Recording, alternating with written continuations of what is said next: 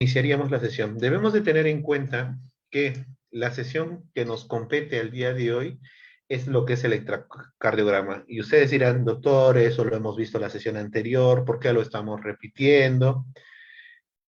Radica porque tiene gran importancia que ustedes sepan identificar cuál es la definición del electrocardiograma, por qué se evalúa esta técnica de apoyo al diagnóstico para poder realizar una adecuada tanto interpretación, evaluación y diagnóstico.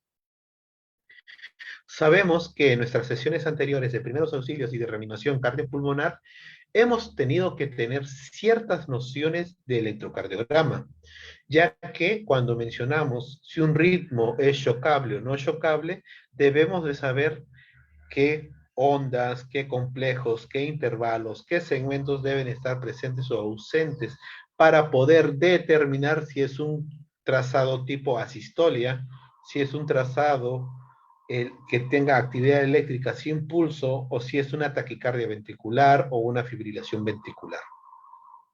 Bueno, para ponernos en contexto, el electrocardiograma es un diagnóstico o un estudio simple, no invasivo, que evalúa tanto el ritmo como la función cardíaca a través del registro eléctrico del corazón. Y para tal sentido debemos de recordar que el corazón realiza su función de bomba gracias a la antelación de su función eléctrica a nivel del sistema de conducción eléctrico del corazón, en las cuales se dispone la distribución de la generación de los impulsos eléctricos desde el nodo sinoauricular, nodo sinusal, si es que lo quieren decir con su otro nombre, que pasan a través de los nodos interauriculares hacia lo que viene a ser el nodo auriculoventricular. Posterior al pasaje por el nodo auriculoventricular, se internaliza por el septo interventricular a través del haz de His. Este haz de His rápidamente se divide en lo que es el haz de His rama derecha y rama izquierda para cada una de las cavidades, ventrículo derecho y ventrículo izquierdo respectivamente,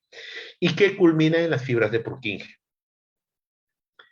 Hay que tener en cuenta que esta actividad es la suma de los pequeños cambios de voltaje extracelular producido por el movimiento de corriente a través de los canales que se encuentran a nivel del miocito, que es recogido a través de toda la superficie corporal, por lo que se usa para diagnosticar problemas cardíacos, patologías pulmonares y trastornos.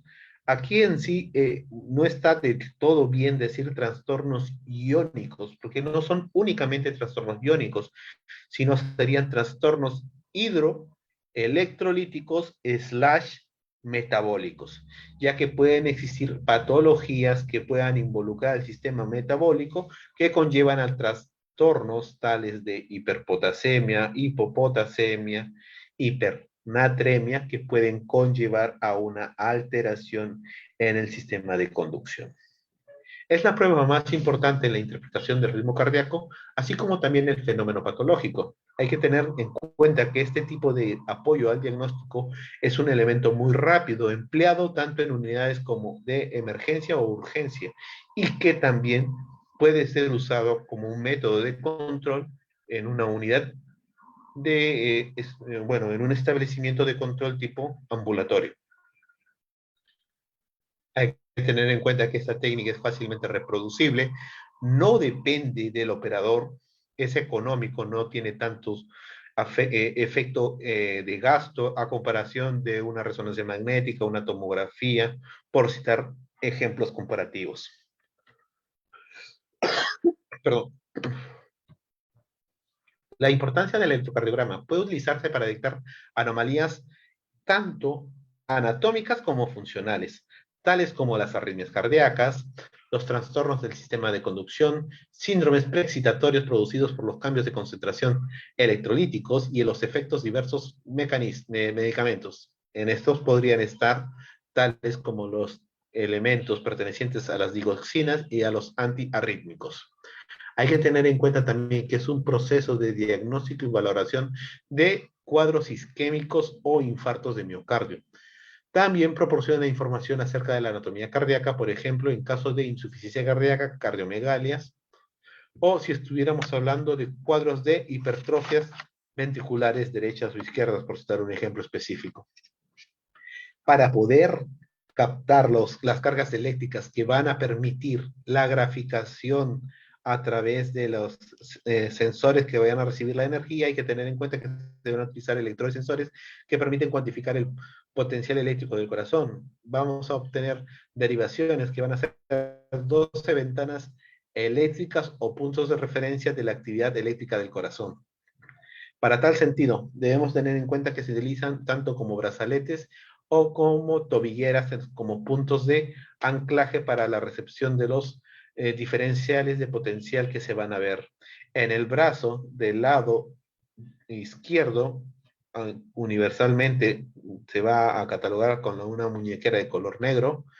Vamos a ver también lo que es la muñeca del lado derecho, que va a ser categorizada con lo que es un brazalete de color blanco, el tobillo izquierdo con un brazalete de color rojo y el tobillo derecho con un brazalete de color verde.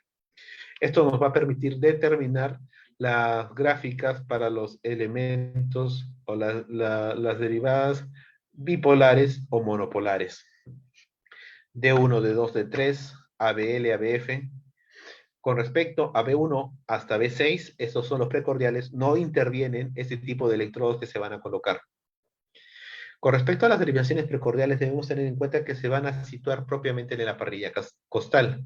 Su distribución y disposición de ubicación van a ser de la siguiente manera. Bueno, un momento, veo que alguien tiene la manito arriba, pero no tengo los nombres. Señorita Alessandra Carranza. Sí, disculpe, lo que pasa es que a mí me aparece solamente la primera PPT que dice que es el electrocardiograma. No he visto que están avanzando. A ver, permítanme.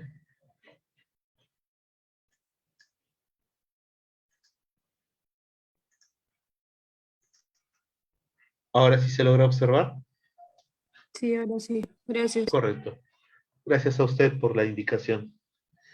Con respecto a las derivadas precordiales, debemos tener en cuenta que la ubicación van a estar determinadas específicamente por el punto en el cual vamos a ubicar los electrodos. El electrodo que va a determinar en la primera derivada, vamos a ubicarlo en el cuarto espacio intercostal, línea paraesternal del lado derecho.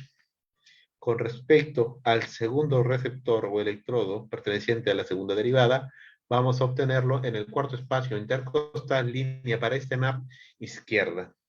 Para ubicar el tercer electrodo, vamos a utilizarlo o ubicarlo dependiente de la relación entre la segunda y la cuarta precordial. Vamos a ver que la cuarta precordial se va a ubicar en el quinto espacio intercostal, línea medio clavicular. Entre la posición de la segunda precordial y la cuarta precordial, la mitad de esta distancia, de forma equitativa o equidistante, si es el término adecuado, se va a situar el electrodo perteneciente a la tercera precordial. La quinta precordial, como podemos observar en la imagen, se va a situar en el quinto espacio intercostal, línea axilar anterior izquierda. Y con respecto a la última precordial, se va a situar en el quinto espacio intercostal, línea axilar media izquierda. Hasta este punto, antes de continuar, ¿alguna duda con la ubicación tanto de los brazaletes, las tobilleras para las derivadas bipolares o monopolares y con respecto a la ubicación de los electrodos en la parrilla costal para las derivadas precordiales?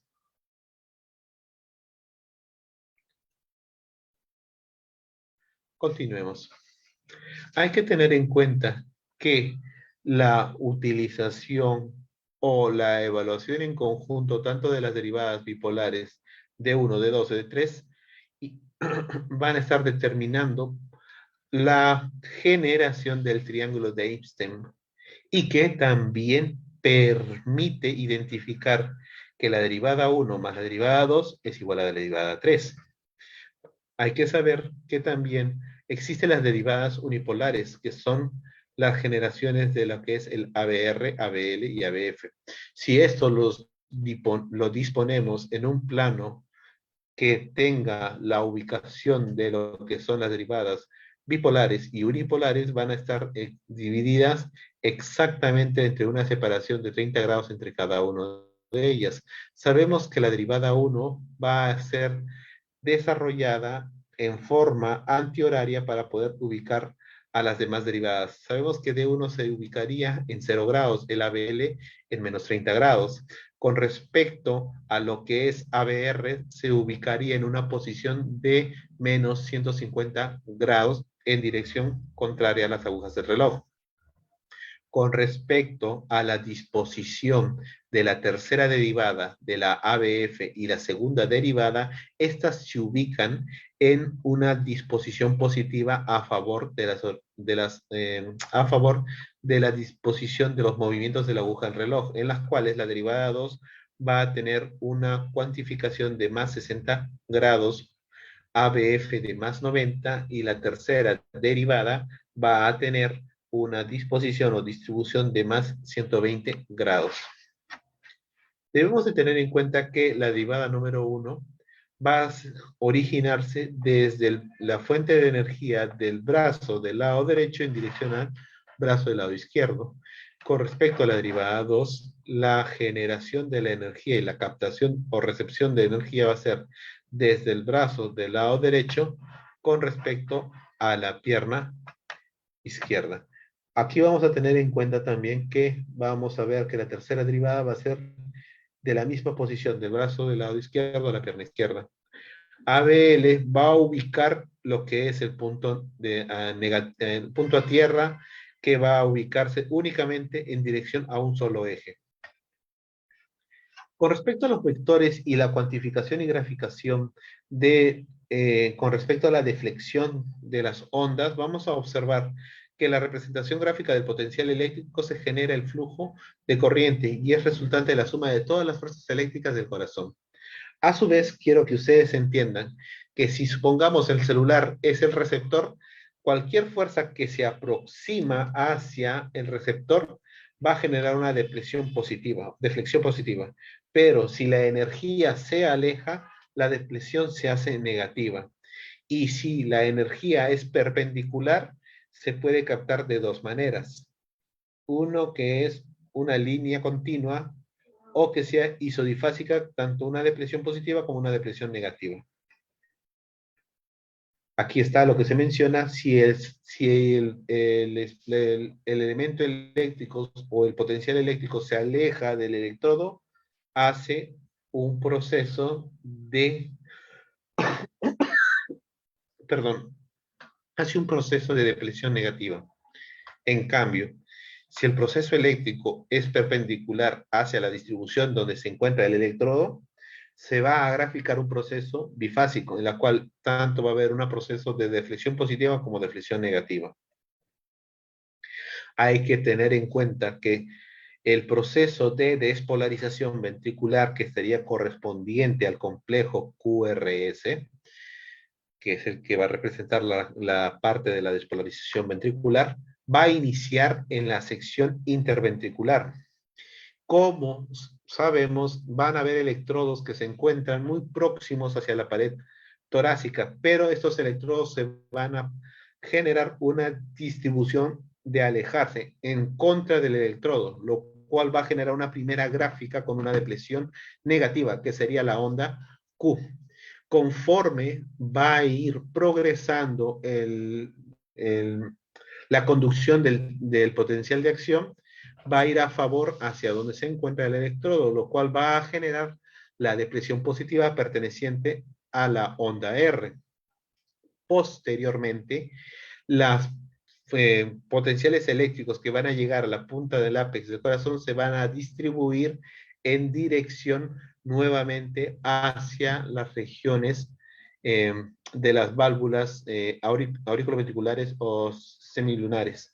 Esto va a generar una distribución en la que se va a alejar los potenciales eléctricos, lo cual conllevaría a la última depresión negativa perteneciente a la onda S. Hay que tener en cuenta que para la evaluación debe estar adecuadamente calibrado la máquina, tanto que va a generar el sensado y la gráfica de los potenciales eléctricos. Hay que tener en cuenta que hay un registro en papel cuadriculado milimetrado, el cual debe tener una velocidad estándar de aproximadamente 25 milímetros por segundo y su voltaje estándar con el cual va a realizar el censo de la actividad eléctrica va a ser de 10 milivoltios de 10 milímetros por milivoltio. El proceso de interpretación del electrocardiograma va a incluir un proceso consecutivo de un listado para hacer los pasos adecuados. Debemos tener primero en cuenta saber qué ritmo es, qué frecuencia, si tiene onda P o no tiene onda P, y si la onda P tiene alteraciones. Para tal sentido debemos saber cuánto tiempo tiene de duración, cuánto de amplitud. A su vez también vamos a observar si el intervalo PR se encuentra dentro de las disposiciones normales o existe una prolongación. Con respecto al complejo QRS, saber si es un complejo QRS ancho o angosto para poder determinar si es una generación por encima de la región ventricular o propiamente ventricular. Saber el eje cardíaco, a esto me estoy pasando antes de mencionar con respecto al complejo QRS. Y para ello vamos a hacer el uso de derivadas bipolares y monopolares. Se van a observar también la evaluación del segmento ST, la onda T, el intervalo QTM, el intervalo QT corregido, con respecto a la conclusión del diagnóstico y la progresión del resultado, lo que vamos a poder plasmar. La técnica para poder hacer la interpretación del electrocardiograma debemos tener en cuenta que 1 milímetro en sentido horizontal corresponde a 0.04 segundos. 1 milímetro en sentido vertical correspondería a voltaje, que sería 0.1 milivoltio. Se debe de revisar adecuadamente la calibración del electrocardiógrafo para poder evitar cualquier tipo de malinterpretación. Vuelvo a recalcar que la velocidad con la cual se va a censar es una velocidad de 25 milímetros por segundo con un voltaje de 10 milímetros por milivoltio. Para poder determinar el ritmo, debemos saber si es un ritmo sinusal o no sinusal. Para poder determinar si es un ritmo sinusal, debemos tener en cuenta que la onda P es positiva en la segunda derivada, negativa en ABR, y toda onda P debe estar seguida de un complejo QRS. Y se debe de presentar un monomorfismo, está adecuadamente mencionado, con respecto a la onda P. Si se cumple todo lo que hemos mencionado, estamos hablando de un ritmo sinusal. Si cualquiera de ellos no se cumpliera, esto dejaría de ser un ritmo sinusal. Con respecto a la identificación, antes de ello, se entendió que es un ritmo sinusal, ¿verdad? Frente a que no hay ninguna duda o pregunta, continuemos. Para poder determinar la frecuencia cardíaca se va a utilizar el apoyo primero del papel milimetrado, en la cual podemos ver que existe una disposición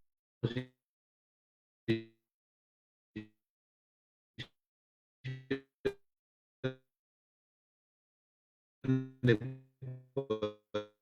cuadraditos pequeños y cuadrados grandes, que son la confluencia de ellos. Un cuadrado grande sería la frecuencia de 700 latidos minutos. Si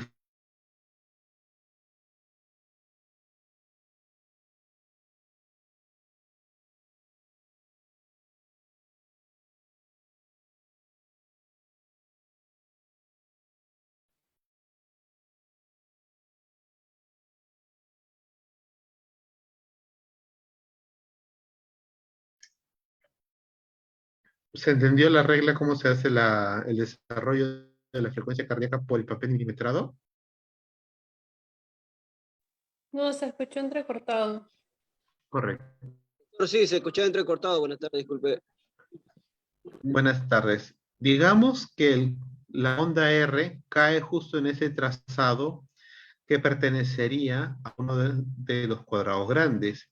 Y el siguiente R, supongamos que cayera justo en este cuadrado grande, que es el finalizar. Si solamente hay una división de un cuadrado grande, se determinaría que la frecuencia cardíaca es de 300 latidos por minuto. Si cayera en una distribución de separación de dos cuadrados grandes, sería de 150 latidos por minuto. Y así progresivamente hasta lo que es los 75 latidos por minuto. Esta es una forma muy práctica de poder determinar cómo se encuentra la frecuencia cardíaca. Claro que existen oportunidades en las cuales no va a haber la opción con respecto a realizar esta identificación de la frecuencia cardíaca porque no cae justo en los cuadrados grandes. Entonces debemos de tener en cuenta que podemos determinar sabiendo si la frecuencia cardíaca es 1500 entre el número de cuadrados chiquititos. ¿Cuántos cuadraditos chiquititos entre R y R hay? Esto únicamente se puede determinar si existe cierta periodicidad con respecto a los intervalos R y R. Porque si no hubiera la periodicidad de los intervalos R y R, se utilizará otra técnica que vamos a mencionarlo más adelante. Hay que tener en cuenta que el patrón de la frecuencia cardíaca normal en un adulto sano está determinado entre 60 a 100 latidos por minuto. Si se encontrara latidos por encima de los 100 latidos por minuto, se considera un cuadro de taquicardia. Y si estuviera por debajo de los 60 latidos por minuto, se considera un proceso de bradicardia. Con respecto a la terminología que vamos a observar en las gráficas y vamos a encontrar solo una línea recta horizontal. Las ondas son cualquier proceso de deflexión, tanto positiva como negativa, sobre la línea isoeléctrica. Los segmentos van a ser las líneas isoeléctricas que unen una onda con otra sin incluida esta misma. Los intervalos van a ser la porción del electrocardiograma que incluye un segmento además de una o más ondas. Hablemos propiamente de la onda P. Hay alguien que tiene su manito arriba, creo que es el señor Alarcón. Doctor, sí, se escucha entrecortado, como un eco, no se entiende bien la transmisión. ¿Alguna otra persona que está presentando la misma dificultad con respecto al audio? Yo también lo escucho entrecortado. Ya, un momento, voy a mutearme y apagar la cámara para ver qué puedo solucionar con respecto a mi audio. Un momento, por favor, vamos a tomarnos unos segundos.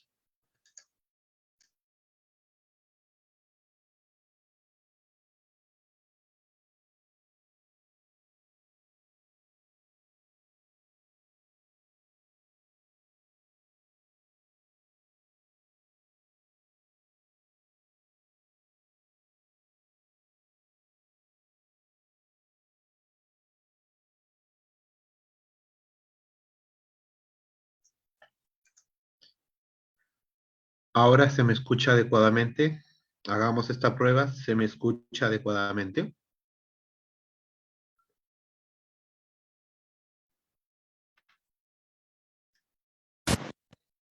Porque antes sí se escuchaba como entrecortado, se congelaba su pantalla. Correcto. Ahora ya no existe esa complicación, ¿verdad?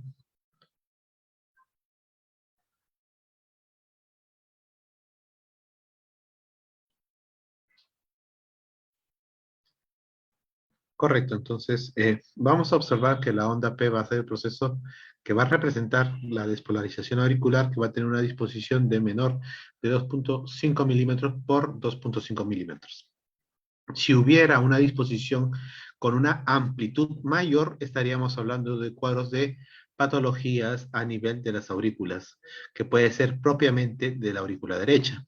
Y si hubiera un aumento con respecto a la duración o a la longitud de la onda que sea mayor a 2.5 milímetros, se está determinando patologías a nivel de la aurícula izquierda.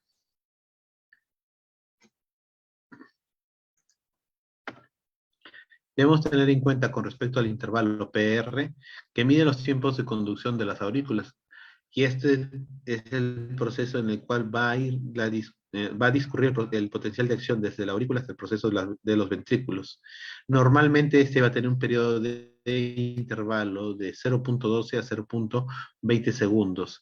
Si tuviera una duración menor a 0.12, estábamos hablando con respecto a un síndrome preexcitatorio. Si estuviéramos hablando con un intervalo más prolongado a 0.20 segundos, estaríamos hablando de bloqueos auriculoventriculares. Con respecto a los procesos de depreciación, se consideran normales hasta un proceso de depresión de 0.8 milímetros. Si esto aumentara por encima de este valor, se consideraría cuadros de pericarditis. Los segmentos PR se deben considerar únicamente que son isoeléctricos, corresponden desde la culminación de la onda P hasta el proceso en el que se va a iniciar la onda Q. Mide la transmisión del impulso por el nodo auriculoventricular. Con respecto a la posición eléctrica del corazón o el eje cardíaco, se puede determinar muy fácilmente haciendo el uso de elementos tales como lo que es la primera derivada y lo que es el ABF, o lo que está determinado por el ABL con respecto a otras derivadas.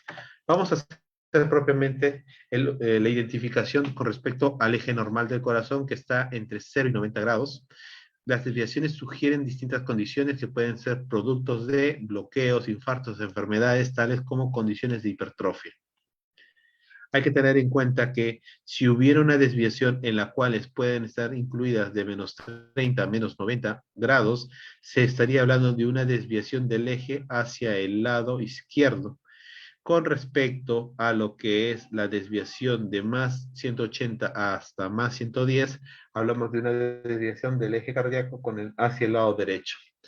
Y estaríamos hablando con respecto a una normalidad, sabemos que es de 0 a 90, según lo que estamos mencionando en ese PPT, por ese slide, pero existe la normalidad desde 30 hasta más 110 grados. El método del paralelogramo para poder determinar si estamos frente a un eje cardíaco normal, se utilizan dos derivadas perpendiculares en un plano frontal. Únicamente vamos a utilizar la derivada 1 y el ABF.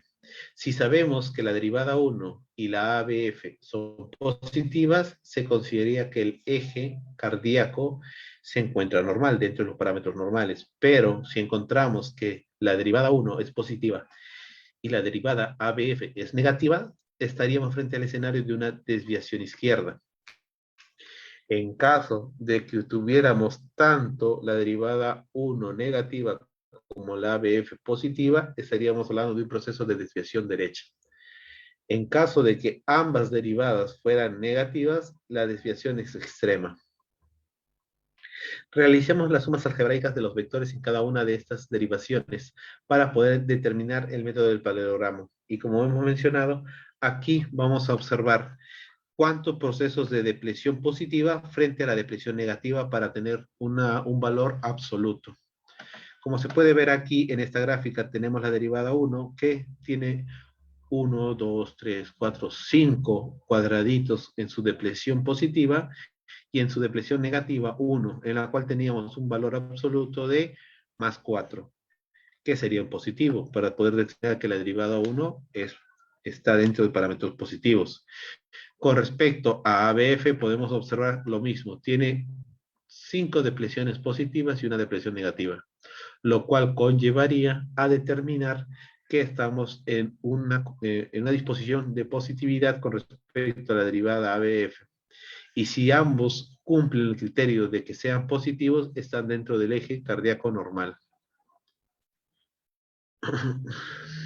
Esto es lo que hemos mencionado. Aquí podemos estar determinando cómo se encuentra la distribución a través de ángulos propiamente determinados a través de los vectores. Y sabemos que tenemos 5 distribución con respecto a la derivada a la primera derivada y 5 con respecto a la ABF, podemos determinar cuál es el eje exacto del corazón, ya que sabemos que estamos frente a un triángulo rectángulo en los cuales los catetos son iguales, en la cual únicamente se cumpliría si el corazón tuviera un eje cardíaco de aproximadamente 45 grados.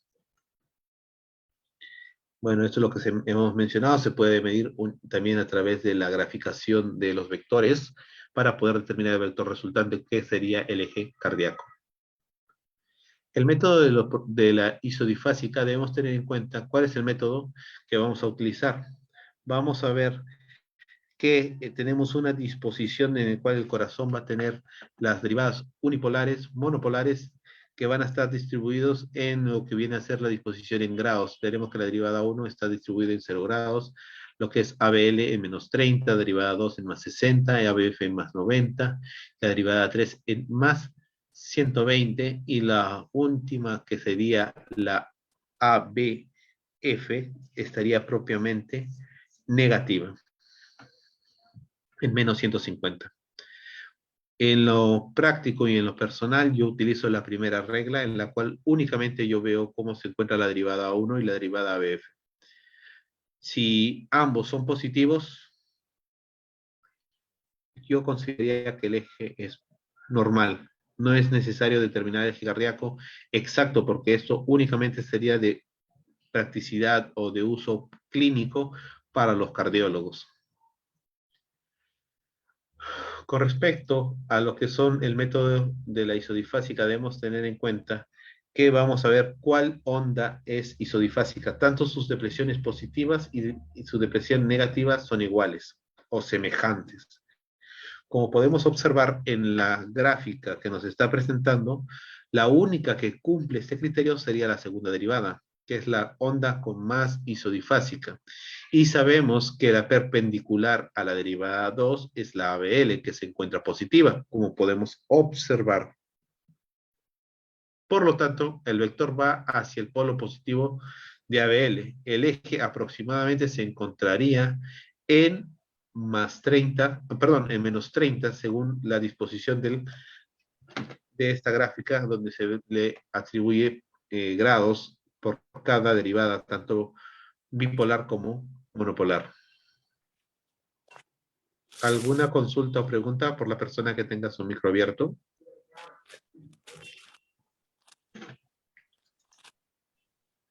Señorita Fátima, ¿tiene alguna duda o pregunta? Tiene su micro abierto.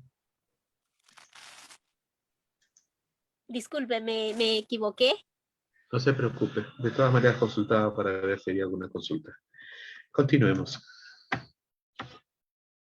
Entonces, ya hemos hablado con respecto a la onda P, el intervalo PR, el eje cardíaco. Ahora hablemos con respecto al complejo QRS. Debemos de tener en cuenta que la normalidad con respecto al complejo QRS está distribuido en 0.08 segundos a 0.10. Algunas bibliografías lo refieren hasta 0.12 segundos. Si tuviéramos un valor superior a 0.12 segundos, estaríamos hablando de bloqueos de rama, ritmos ventriculares y procesos de hipercalemia. Hay que tener en cuenta que las ondas Q y S son propiamente determinados con respecto a relaciones de infarto activo. Normalmente se pueden encontrar en lo que son la primera precordial. Como podemos observar, en lo que es la primera precordial, vamos a tener una onda S predominante. En la sexta precordial vamos a tener una onda R predominante. Esto no significaría que hubiera procesos de alteración a nivel del complejo. No es que me falta en la derivada 6 mi onda S, que sería inadecuado, existiría alguna patología. No es así.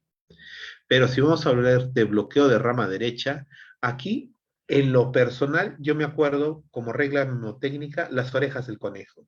Si las orejas del conejo están hacia arriba, como se puede observar, sus dos orejitas o sus dos cachitos, si es que les quieren utilizar como esa regla, como apoyo al recuerdo, estamos frente a un bloqueo de rama derecha. Únicamente se va a observar en la primera precordial.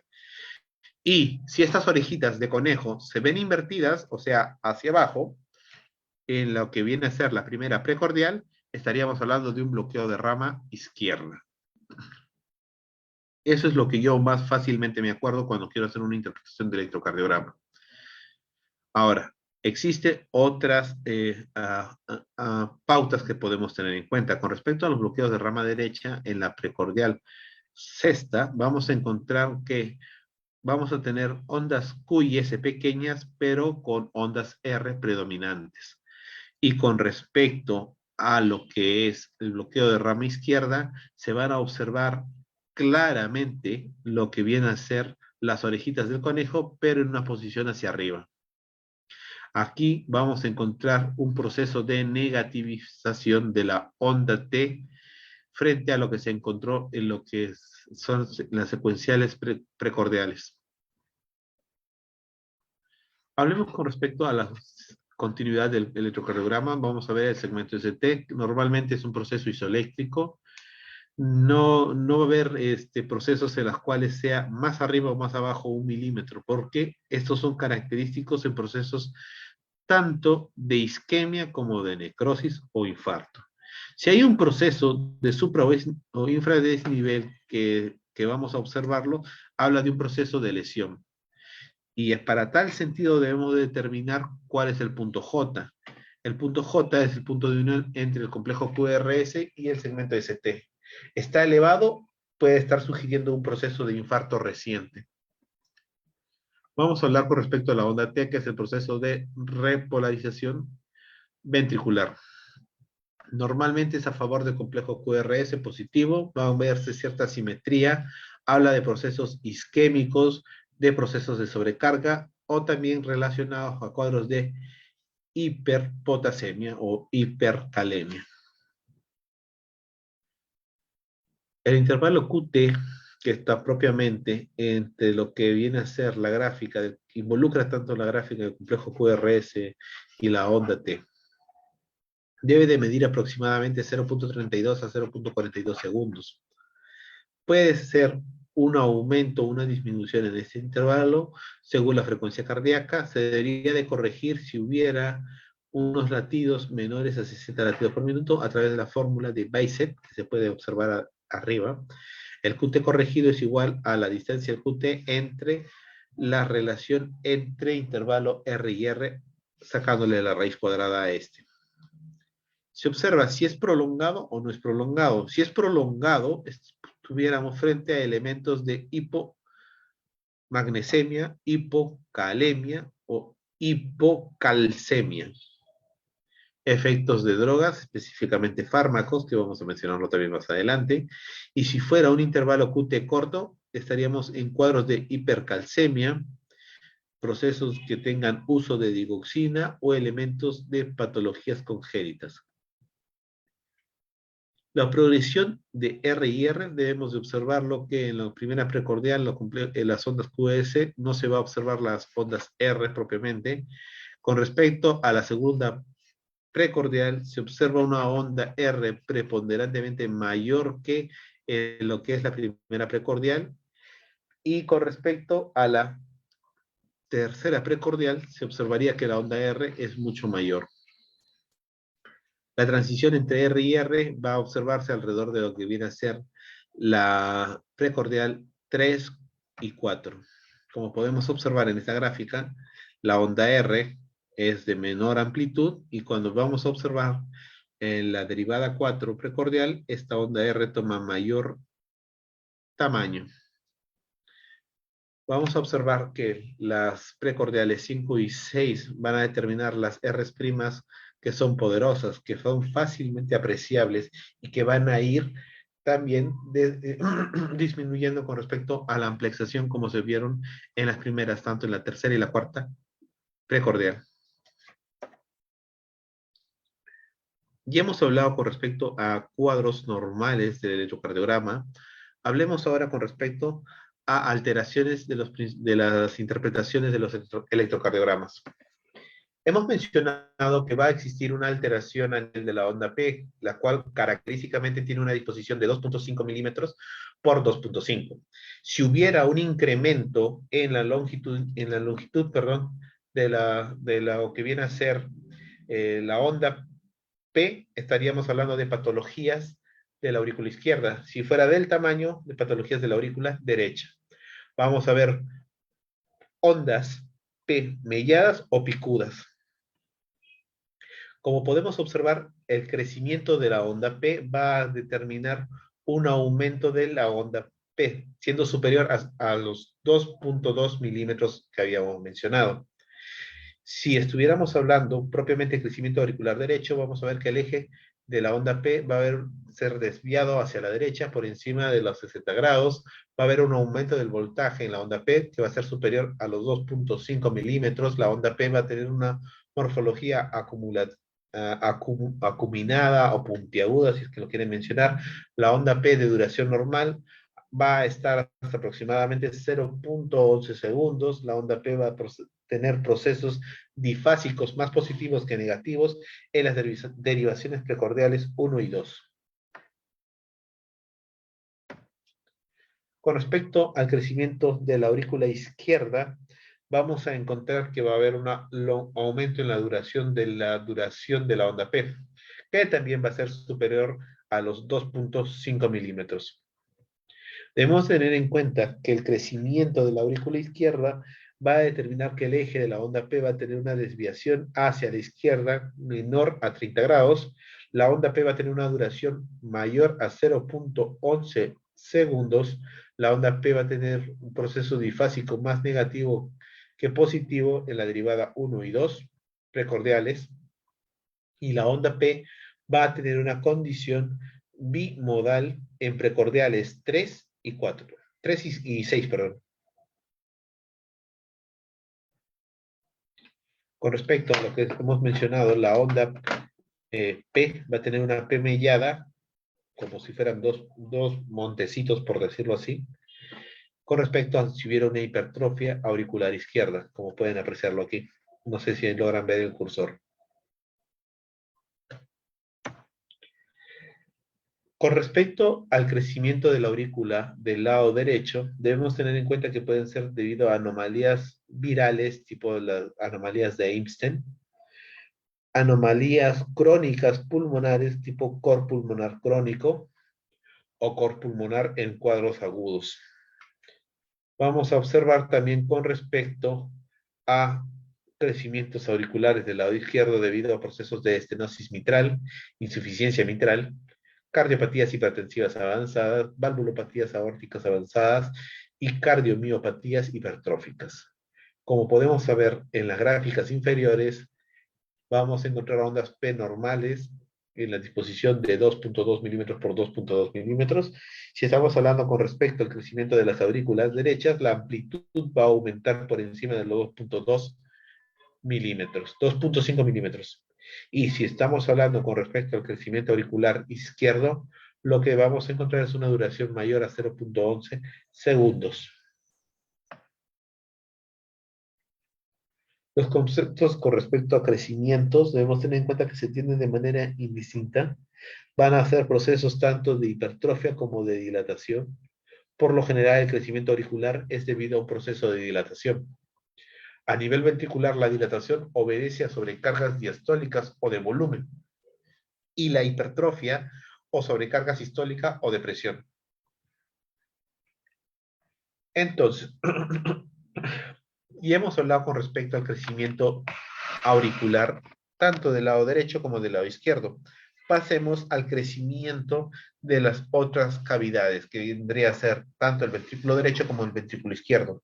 Para tal sentido, debemos observar los patrones de crecimiento ventriculares derechos, en los cuales vamos a observar que hay ondas R altas en la derivada 3, derivada ABF, y en las precordiales 1 y 2.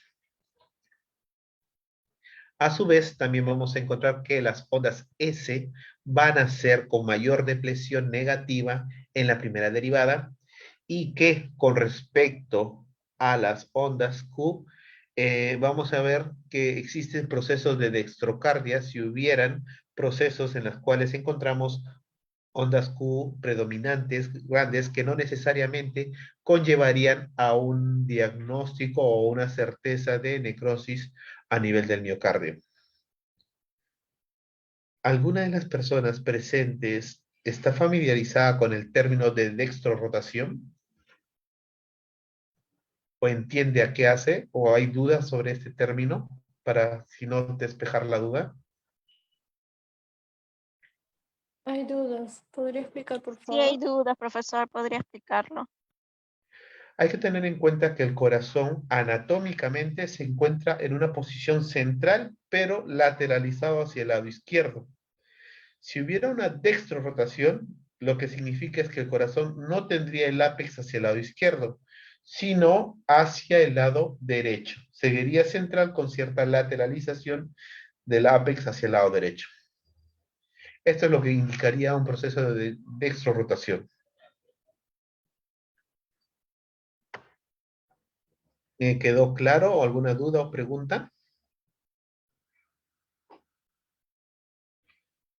Entonces, hemos hablado con respecto a cuáles son las características que vamos a ir encontrando en la gráfica del electrocardiograma.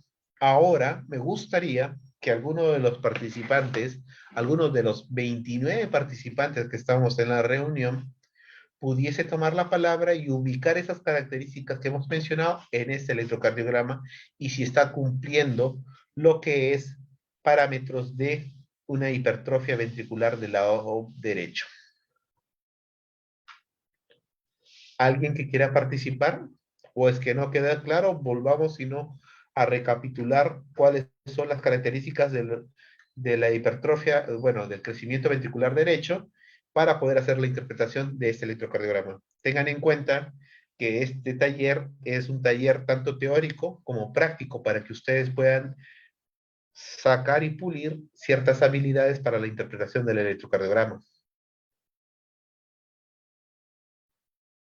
Volvemos entonces a recapitularlos frente al escenario que no hay nadie que quiera tomar la palabra. Volvamos, porque creo que todavía no ha quedado totalmente claro.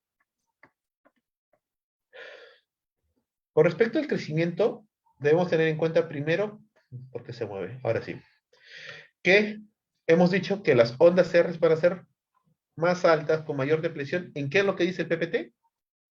Derivada 3, ABF y precordial 1 y 2. ¿Correcto? Se me escucha, ¿verdad? O otra vez está habiendo problemas en el audio o el internet. Sí, se le escucha, profesor. Correcto. Entonces, hemos dicho que las ondas R van a ser más altas, derivada 3, ABF, B1, B2, que son las precordiales. Las otras características son que las ondas S van a tener una mayor depresión negativa en la primera derivada. Y en caso de que observáramos, vamos a encontrar también procesos en los cuales las ondas Q van a estar aumentadas, pero esto característicamente van a estar asociados a procesos de dextrorotación. Perdón, me confundí de dirección. Entonces, en este electrocardiograma correspondería a un crecimiento ventricular del lado derecho. ¿Qué hemos dicho? Las ondas R van a ser altas ¿en qué derivadas? Derivada 3. ¿Qué otra derivada?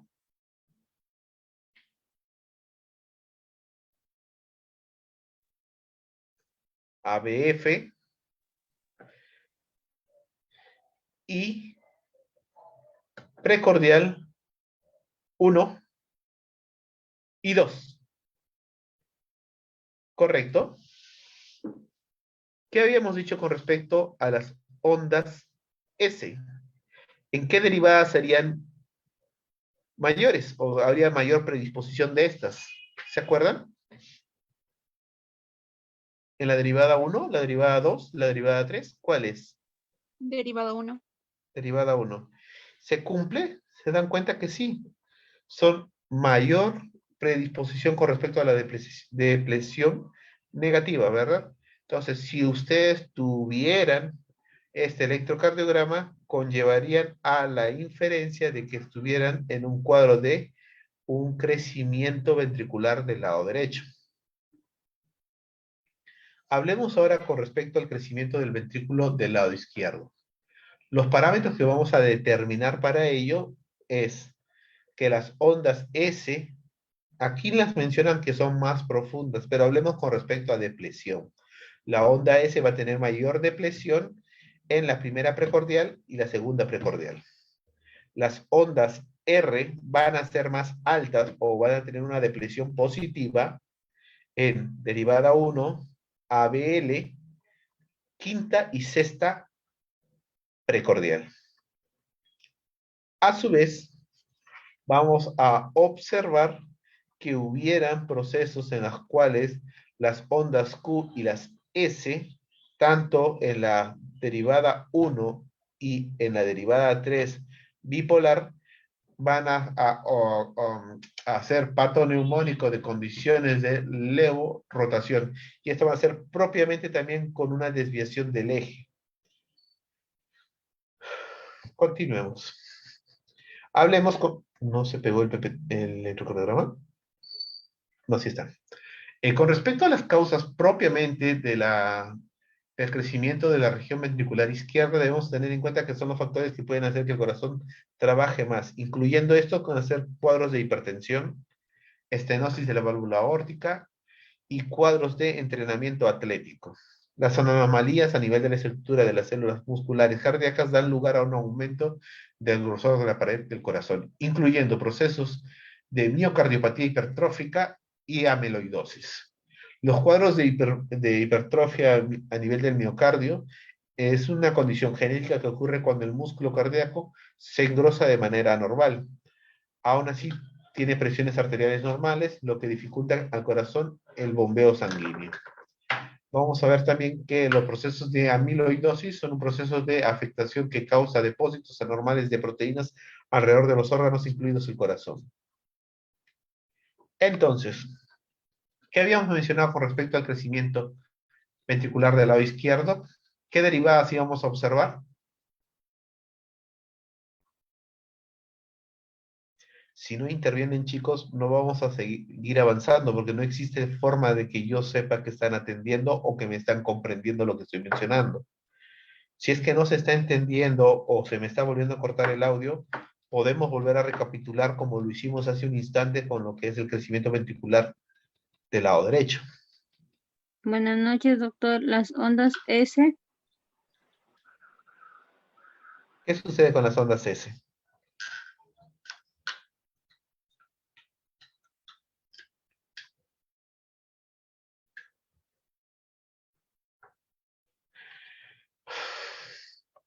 Creo que no, Más depresibles en los precordiales B1 y B2. Correcto, lo que menciona su colega, y para que ustedes lo puedan volver a ver. Las ondas S van a tener una depresión negativa o más profundas en precordial 1 y 2. Las ondas R van a ser altas, derivada 1, ABL, y en las precordiales 5 y 6. Con respecto a la rotación izquierda o la levorrotación, en la primera derivada vamos a encontrar ondas Q predominantes y ondas S predominantes en la derivada 3. Vamos a ver acá. Ondas R predominantes en derivada 1, ABL, precordial 5 y 6. Sí. Con respecto a las ondas S, son más predominantes, son más profundas en primera y segunda precordial, también. Con respecto a para observar si se debe a una levorrotación, ¿qué derivadas teníamos que ver? Derivada 1 y 3. En la derivada 1, ¿qué íbamos a observar? ¿La onda S o la onda Q? La onda S, ¿verdad? Aquí vemos ondas S predominantes más grandes, no. Pero en la derivada 3 sí vemos ondas Q grandes. Entonces sí cumple los criterios para estar hablando de un crecimiento ventricular del lado izquierdo. cuadro resumen con respecto a procesos de hipertrofia o crecimiento ventricular del lado izquierdo y derecho. Se dice que el crecimiento o la hipertrofia izquierda, vamos a ver ondas S mayor o con mayor depresión en precordial 1, ondas R asociadas que vamos a encontrar la sumatoria tanto de las ondas S como de las ondas R en la quinta precordial o la sexta precordial debe ser mayor o igual a 3.5 milivoltios, es decir, 3.5 cuadrados. Si esto fuera positivo, se dice que el índice Sokolov es positivo para una hipertrofia izquierda. Con respecto a la sumatoria de las ondas R en la primera derivada y las ondas S en la tercera derivada es mayor o igual a 26 milímetros. Se encuentran S profundas en precordial 1 y 2 y se van a encontrar ondas R altas tanto en la derivada 1 y ABL. A su vez también se va a encontrar lo que es una desviación del eje hacia el lado izquierdo. Con respecto a la hipertrofia del lado derecho, se van a encontrar ondas R mayor o igual a 6 milímetros en la primera precordial. Y la relación de las ondas R y S van a ser mayor o igual a 1 en la precordial, en la precordial 1. Las ondas S van a ser más profundas en las precordiales 5 y 6, las ondas R van a ser altas en la derivada ABR. A su vez, también se va a encontrar un proceso de desviación del eje cardíaco hacia el lado derecho. Hablemos con respecto al bloqueo de rama. El bloqueo de rama ocurre cuando un estímulo sinusal se propaga a una velocidad inadecuada, lenta a comparación de lo normal. Y esto se da a nivel de las ramas del haz de His. Sabemos que los potenciales eléctricos de cada uno de los segmentos del complejo del sistema de conducción del corazón van a variar.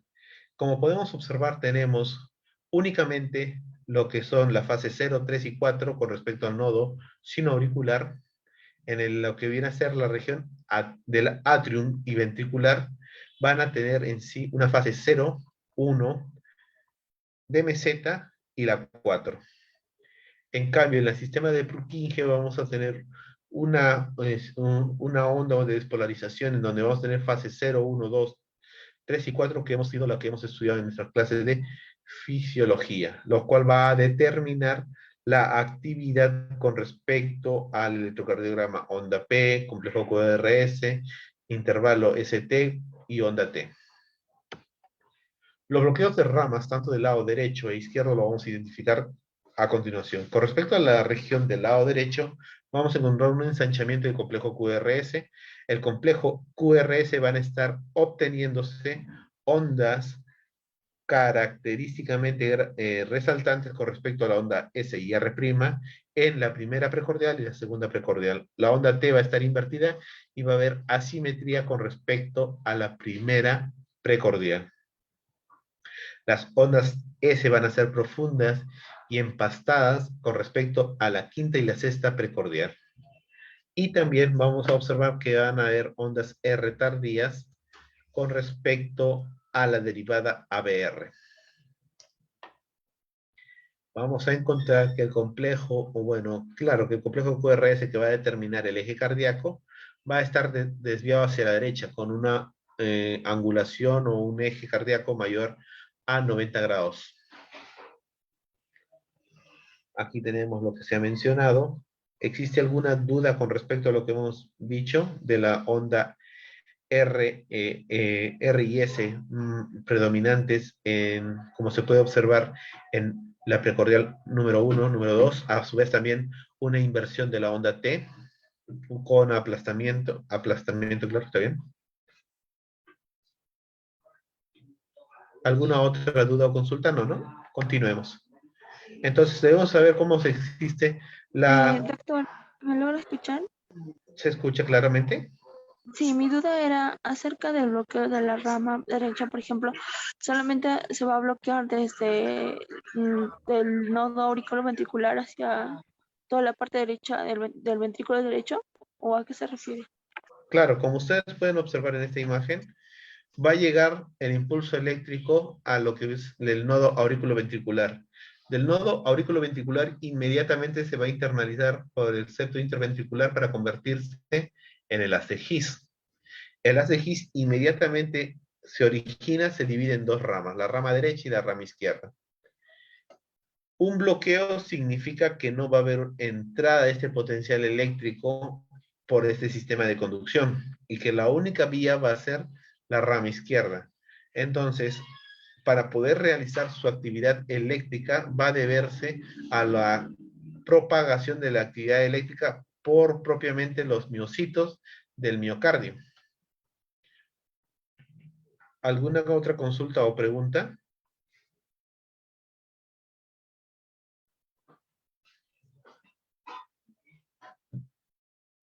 Gracias, doctor. Por ahora todo ok. Ok, continuemos. Hablemos de bloqueo de rama derecha. Como se mencionó, vamos a encontrar ondas R minúsculas, R mayúsculas, S, que van a estar acompañados de la inversión de la onda T en la primera y segunda precordial. Y esto es lo que clásicamente vamos a observarlo. Aparte, como les mencioné hace un instante, si estos tienen la apariencia de las orejitas del conejo, las dos hacia arriba, para mí me resulta más fácil recordarme que esto es característico a un bloqueo de rama derecha. Si estuviéramos hablando con respecto al bloqueo de rama izquierda, vamos a encontrar ausencia del primer vector septal, lo que ocasiona ausencia de la onda R en la primera y segunda precordial. Y vamos a ver ausencia de la onda Q en lo que es la quinta y la sexta precordial. El complejo QRS ancho con duración mayor a 0.10 segundos, esto como consecuencia del retraso de conducción al viajar por el tejido miocárdico no específico. Se van a encontrar ondas S anchas y empastadas tanto en primera y segunda precordial, ya que todos los vectores que se alejan están en las derivadas, ¿no? Vamos a observar también que las ondas R anchas van a estar empastadas con muescas tanto en la quinta y la sexta precordial, ya que todos los vectores que activan se dirigen hacia esta ubicación. Y con respecto al eje eléctrico, va a presentarse una desviación hacia la izquierda con una angulación menor a los 0 grados. Entonces, hemos mencionado que van a existir ciertas características, en las cuales vamos a ver que las derivaciones precordiales normales y las derivaciones precordiales para bloqueo de rama izquierda de las de His. ¿Se acuerdan cuáles son los bloqueos, la derivación, los cambios electrográficos a nivel del bloqueo de rama izquierda? ¿Alguien que quiera intervenir?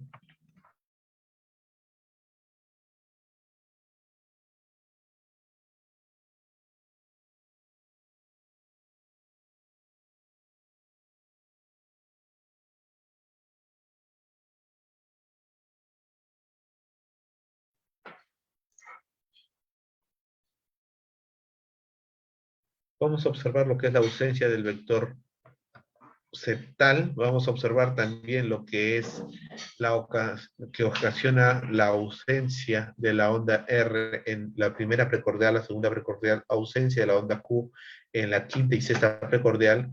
Vamos a observar que el complejo QRS es ancho con una duración mayor a 0.10 o algunos los consideran hasta 0.12. Esto como consecuencia del retraso de la conducción. Se van a observar ondas S anchas y empastadas en precordial 1 y 2. Se van a observar ondas R anchas y empastadas con muescas en lo que va a estar relacionado a la quinta y sexta precordial. El eje cardíaco va a estar con una desviación del lado izquierdo, en los cuales vamos a observar que tiene menos de 0 grados.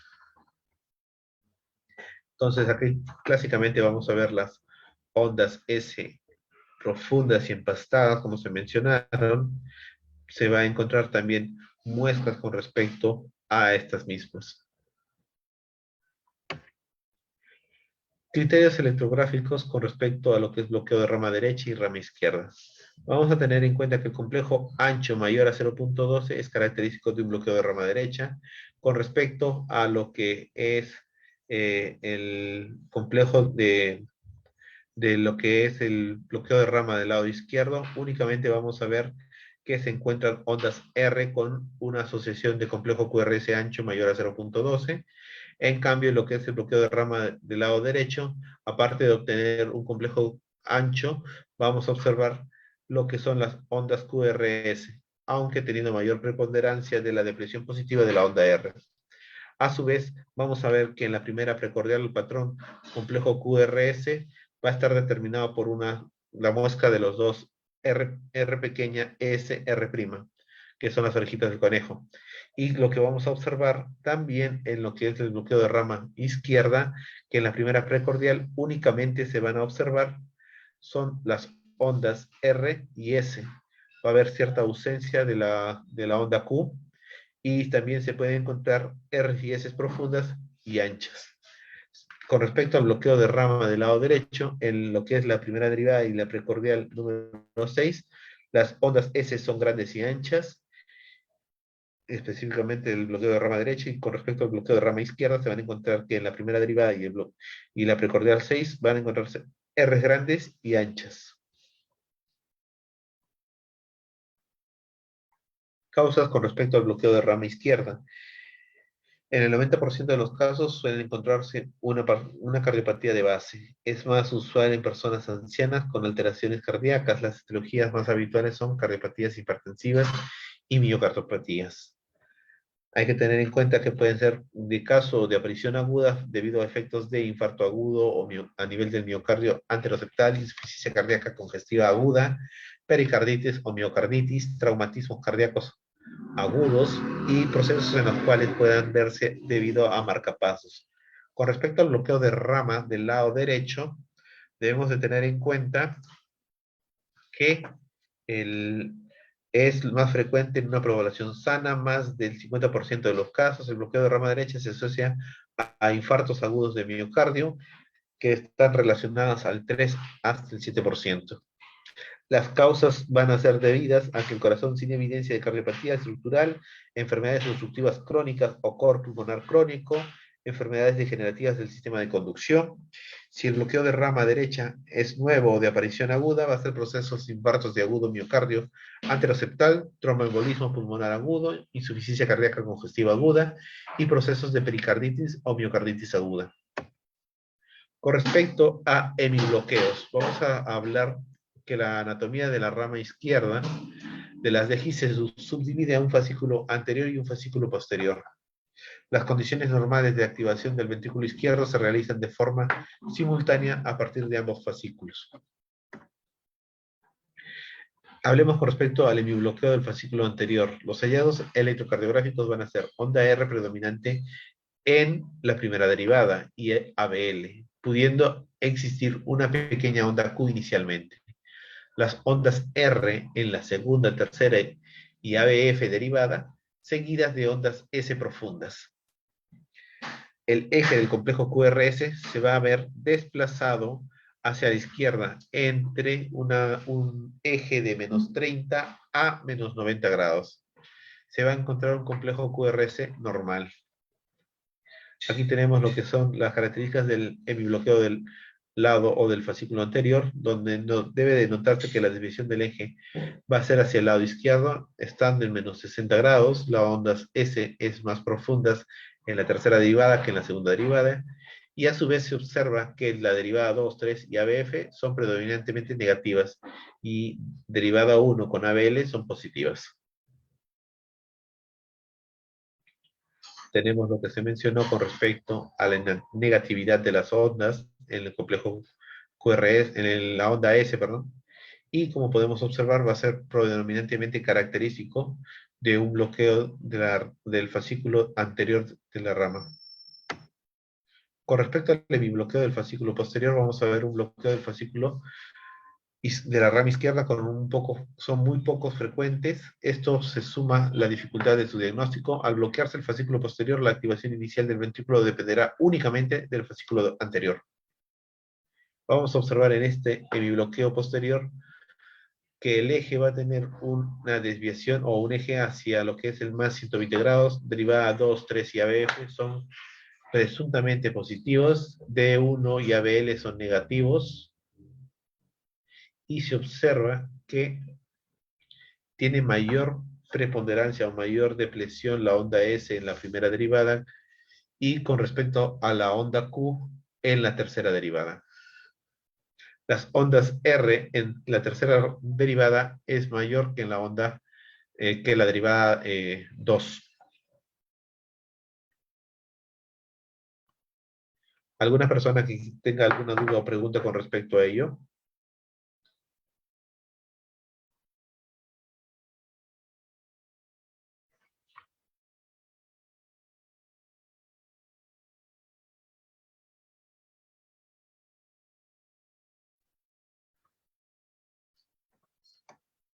Hablemos con respecto a los bloqueos auriculares y ventriculares.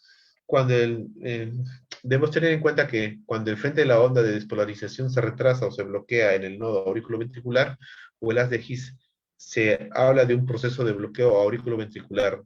Y esto se puede deber a bloqueos de primer grado, segundo grado o tercer grado. Los de primer grado, vamos a observar que existe un proceso en el cual van a haber alteraciones a nivel del intervalo PR. El bloqueo de segundo grado se va a dividir en MOVITS 1, MOVITS 2, y con respecto al bloqueo de tercer grado es característico porque va a tener una periodicidad propiamente intervalo R y R y intervalo PP. Con respecto al bloqueo de primer grado, es un simple retraso a nivel de la conducción del impulso que proviene de las aurículas a nivel de la unión auriculoventricular. Es debido a un aumento del periodo refractario relativo de los tejidos. Todos los estímulos provenientes del nodo sinusal son conducidos a los ventrículos, pero con un retraso. Se caracteriza por un intervalo PR mayor a 0.20 segundos. Podemos observar que el intervalo PR normal es de 120 a 200 milisegundos. Bueno, de cada 3 a 5 cuadraditos chiquitos si es que quieren ser más prácticos. Cuando hay un bloqueo de primer grado, vamos a observar que el intervalo PR va a ser mayor a los 0.20, pero se van a mantener siempre en este periodo. Si va a ser 0.24 segundos, van a ser 0.24 segundos. No es que se va a ir espaciando. Esta no es la característica propiamente del bloqueo de primer grado. Si estamos hablando de una propagación paulatina con respecto al intervalo PR, eso sí es característico del bloqueo de segundo grado. Es un proceso de interrupción intermitente de la conducción del estímulo proveniente de las aurículas a nivel de la unión auriculoventricular. Se debe a dos alteraciones principalmente: al aumento del periodo refractario relativo, permitiendo el paso del impulso, pero con lentitud. Aumenta el periodo refractario absoluto, lo que impide la conducción del impulso. Podemos clasificarlo propiamente en dos tipos de bloqueos de segundo grado. MOVITS tipo 1, que es el fenómeno de Wennekenbach, y el MOVITS tipo 2. Con respecto al MOVITS tipo 1, es un tipo de bloqueo de conducción que se hace difícil progresivamente. Es decir, que el intervalo PR va a irse propagando constantemente. Cada latido se va alargando el periodo refractario relativo hasta que uno de ellos cae en un periodo refractario absoluto, quedándose bloqueado el impulso. Es decir, que va a haber ondas P que no van a tener continuidad con complejos QRS. Y esto es lo que podemos observar. En un inicio tiene un intervalo PR 0.24, va a ir aumentando 0.30, 0.34, 0.36 y va a llegar en un momento en que la onda P no va a tener una conducción hacia el complejo QRS. El MOVITS tipo 2 es un tipo de bloqueo. Algunos latidos sinusales son conducidos con intervalos PR normales o prolongados y otros están bloqueados. Sin embargo, las características de estos latidos conducen también a nivel de intervalos PR constantes. Son tipo marcapaso. Podemos observar aquí un bloqueo de segundo grado en la cual el intervalo PR es mayor a 0.20 segundos. El MOVITS tipo 1, que es tipo el Wennekenbach, que se va a observar una prolongación del intervalo PR paulatinamente, en la cual van a haber ondas P que no van a tener continuidad del complejo QRS. En cambio, en el bloqueo de segundo grado, Vamos a ver que ocasionalmente no hay complejos QRS luego de una onda P.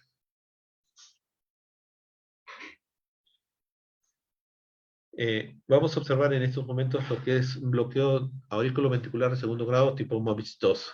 Vemos que va a ir siendo constante lo que son los intervalos PR, pero va a haber momentos en los que el intervalo, bueno, perdón, la onda P no van a tener una conducción con respecto al complejo QRS.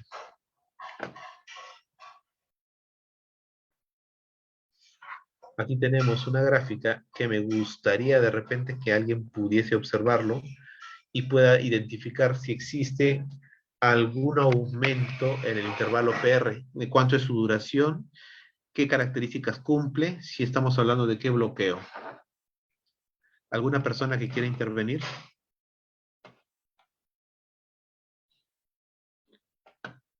Vamos a buscar la tira más larga, que es la segunda derivada. Como ustedes pueden observar, tenemos la onda P, que está constantemente aumentando de tamaño o con respecto al intervalo. Aquí tenemos, no sé si logran observar, la onda P propiamente son dos cuadraditos. El segmento isodifásico van a ser 1, 2, 3, 4, 5. 5 más 2 cuadraditos de la onda P son 6 cuadraditos. 6 cuadraditos, ¿cuántos en segundos sería?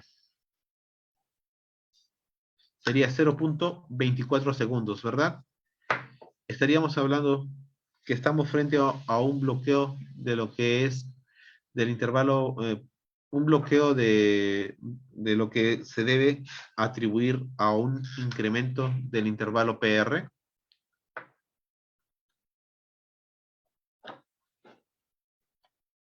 Sí, ¿verdad?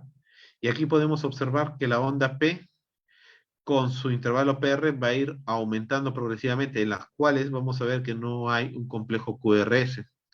Esto se va a ver debido a un bloqueo de segundo grado. Vamos a observar que el bloqueo de segundo grado, en la cual vamos a ver una relación de 2 a 1, una onda P conduce y la siguiente no, mantiene una relación de 2 a 1. Se considera el segundo grado, pero no hay manera de diferenciar entre MOVIS 1 y MOVIS 2. No hay manera de saber si el intervalo PR se prolonga o se mantiene constante.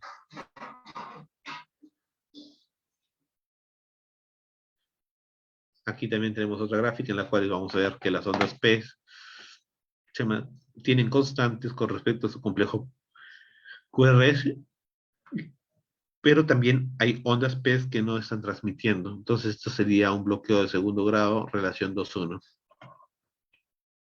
Con respecto al bloqueo de tercer grado, también llamado bloqueo completo, pues ningún estímulo eléctrico producido en las aurículas llega a los ventrículos. A consecuencia de esto ocurre algo llamado un proceso de disociación auriculoventricular completa. La despolarización auricular, que son propiamente las ondas P, y las que son provenientes de los ventrículos, que son complejos QRS, pierden su relación.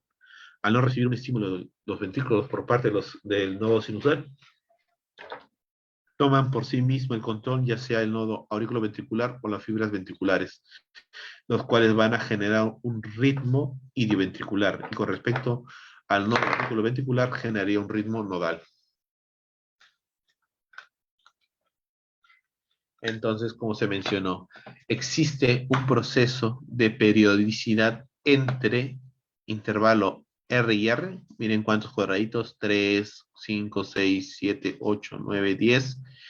Y otra vez 3, 6, 9, 10 para tener otro intervalo R. Con respecto a la periodicidad del intervalo PP, se observa que existe 1, 3, 4 cuadrados grandes. Otra vez 3, 4 cuadrados grandes. 3, 4 cuadrados grandes. Y así se va manteniendo. Esto es característico con respecto al bloqueo auriculoventricular de tercer grado. Entonces, hagamos un resumen. Tenemos un ritmo sinusal normal, donde vemos una onda P seguida por un complejo QRS. Con respecto al bloqueo de primer grado, este intervalo PR va a ser mayor a 0.20 y se va a mantener constante en todas sus secuencias. Con respecto al bloqueo auriculoventricular de segundo grado, MOVIS tipo 1, van a haber ondas P que no van a transmitir complejo QRS. Y con respecto al bloqueo de segundo grado Mobitz tipo 2, esto se va a deber únicamente que vamos a tener ondas P que van a ir prolongándose constantemente y que solamente van a tener su aparición ellas y no va a haber complejo QRS. Con respecto al bloqueo auriculoventricular de tercer grado, existe un proceso de periodicidad entre intervalo R y R y el intervalo P y P. Hablemos de cardiopatías isquémicas. Debemos de tener en cuenta que la isquemia se provoca como consecuencia de lesiones. Las lesiones pueden deberse a un proceso de disminución del aporte de oxígeno, un proceso de disminución de los nutrientes. Si persiste la lesión, si persiste la lesión, vamos a incurrir a un proceso de infarto. Hay que tener en cuenta que los procesos de infarto se deben a la necrosis o muerte de las células de un órgano por parte de falta de riego sanguíneo debido a un proceso obstructivo. Hay que tener en cuenta sobre los infartos agudos del miocardio. Y con respecto al proceso de isquemia, es la disminución del flujo sanguíneo a una parte del cuerpo. Las causas se pueden deber a un proceso de obstrucción arterial. Con respecto a los potenciales de acción normales, ya hemos mencionado cómo está determinada la fase 0, 1, 2, 3 y 4 de los potenciales eléctricos. Y estos cómo van a deberse a nivel subendocárdico y el subepicárdico. Cuando existe una lesión propiamente subendocárdica, un proceso isquémico subendocárdico, las ondas T se van a observar altas y picudas. En la que va a estar, la onda T va a estar picuda simétrica mayor a 5 milímetros en el plano frontal y mayor a 8 a 10 milímetros en las derivaciones precordiales. Es la primera manifestación del electrocardiograma en el momento del inicio del infarto miocardio y que va progresando con el tiempo. Con respecto a la isquemia subepicárdica, se van a observar ondas T planas o invertidas. Es la primera fase de la onda T aplanada, la segunda fase de la onda T negativa y asimétrica, y el segmento ST usualmente es un proceso isoeléctrico. Como podemos observar, tanto en la precordial 3 y 4 van a ir una progresión con respecto a la onda T, que van a ir haciendo procesos de onda T negativas y simétricas.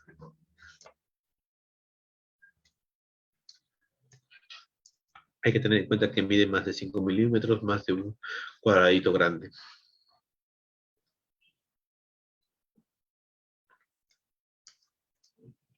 Con respecto a las lesiones subendocárdicas, hay que tener en cuenta que es menor amplitud del potencial de acción a nivel subendocárdico. Vamos a observar que mayor amplitud de la potencial de acción subepicárdico, por lo que estas potenciales es lo que se va a manifestar con mayor preponderancia.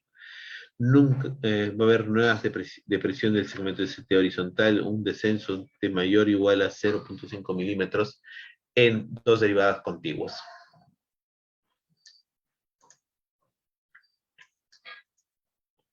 Hay que tener en cuenta que la mayor amplitud del potencial de acción subendocárdico, por lo que este potencial es el que más se manifiesta. Tiene menor amplitud de potencial de acción subendocárdico. La elevación del segmento ST en dos o más derivaciones contiguas van a ser mayor a 0.1 milivoltios en todas las derivaciones, excepto en la segunda precordial.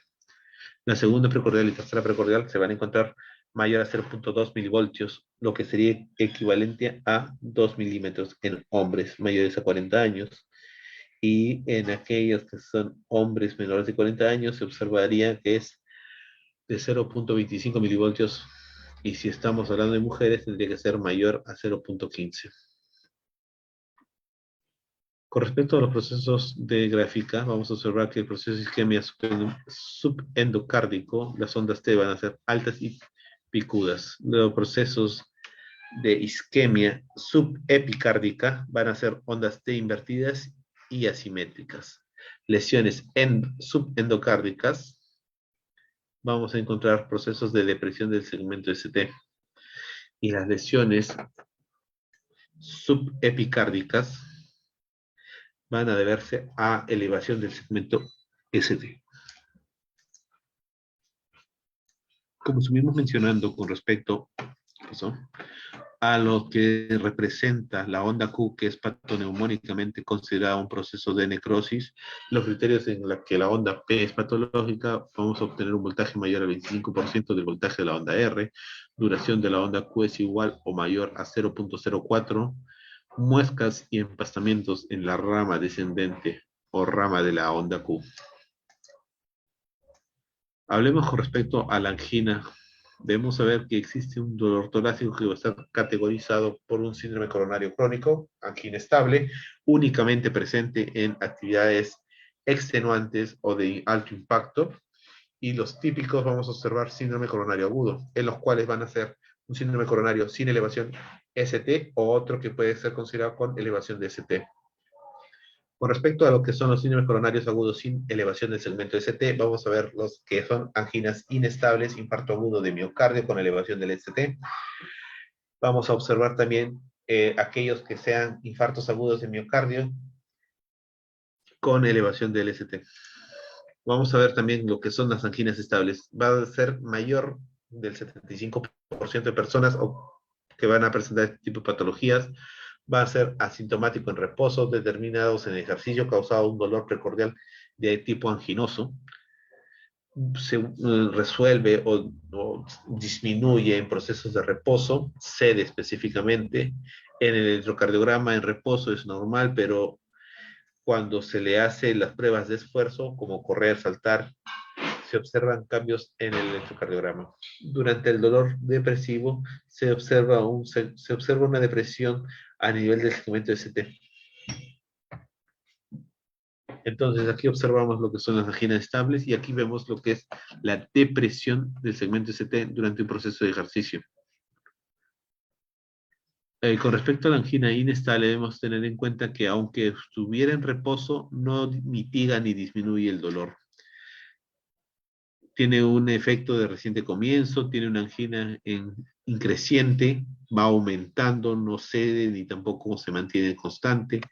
En el electrocardiograma se va a observar un proceso de infradesnivel del segmento ST, hoy conjuntamente con una inversión de la onda T. Aquí tenemos lo que se está mencionando, una inversión de la onda T. Con respecto al infarto agudo del miocardio, vamos a tener en cuenta que es un proceso de necrosis miocárdico que se produce como resultado de la obstrucción aguda de la arteria coronaria. Los síntomas incluyen molestias torácicas como disnea y cinella, náuseas y sudoración. En el electrocardiograma debemos tener en cuenta que hay presencia de ondas patológicas. Vamos a observar elevación o descenso del segmento ST. Las ondas T van a ser invertidas y las ondas T van a ser altas y picudas. Hay que tener en cuenta que en la primera parte, la onda T, lo único que vamos a ver son ondas T picudas, pero van a ser con depresión positiva. Lo que es la segunda, tercera fase de evolución del infarto agudo de miocardio, el segmento ST se mantiene igual. Únicamente va a haber una elevación del segmento ST. La fase 4 y 5 se va a observar que va a ir apareciendo la onda Q y realizándose una negativización de esta misma. Empleos de los electrocardiogramas. Aquí observamos procesos en los cuales vamos a ver ondas T picudas, específicamente, que van a ir apareciendo tanto en la segunda, tercera y cuarta precordial. Aquí también observamos que existe un superdesnivel en el segmento, en la segunda derivada bipolar, con respecto a lo que viene a ser procesos de infradesnivel de la primera y segunda precordial hasta la tercera precordial, y con una inversión con respecto a la tercera derivada y la derivada ABF, en la cual se encuentra un supradesnivel con un aumento de la amplexación de la onda T, que también está relacionado a procesos de infarto. Señorita Stephanie, tiene la manito arriba. Sí, doctor. Quería hacerle la consulta. Por ejemplo, en cuanto al EKG, al inicio usted nos habló acerca de la línea isoeléctrica, ¿no? Y ahora que nos mencione sobre las alteraciones del supradesnivel e infra, nosotros más o menos de de qué segmento o intervalo nos podemos guiar para que, no sé, esa línea se mantenga y así poder saber si hay una alteración supra o infra, ¿no? Lo que sucede es que ustedes, muchísimas gracias por su pregunta, lo que van a observar es el punto J. El punto J debería estar situado en aquella línea imaginaria en las cuales ustedes deberían de trazar tanto que pase por la onda S, onda Q, R y S. Al culminar la S, debería estar al mismo nivel de la parte isodifásica del segmento ST. Ahí estaría el punto J, pero como ustedes pueden observar, este punto J, que estaría acá, está por debajo de donde pasan las ondas QRS. Entonces, como está por debajo, se menciona que es un proceso de infradesnivel. En cambio, aquí el punto J, aunque no es tan visible, aquí sí, se encuentra en una posición superior, en una depresión positiva. Entonces estamos hablando de un supradesnivel. Ah, ya, entonces sería el punto J con respecto a la línea isoeléctrica, ¿verdad? Claro. Está bien, doctor, gracias. Gracias a usted por su consulta. Hablemos con respecto a un infarto de miocardio agudo a nivel de la región anteroseptal. Se observa únicamente en la primera y segunda precordial, en la cual se va a observar un segmento ST que va a tener una elevación con una negativización de la onda T. Como se puede observar, acá tenemos elevación del segmento ST que se aprecia en la primera y segunda precordial, que es característico propiamente de un infarto agudo anteroseptal. Y también se observa recíprocamente que en el segmento ST existe un proceso de depresión en lo que está relacionado a la quinta y sexta precordial.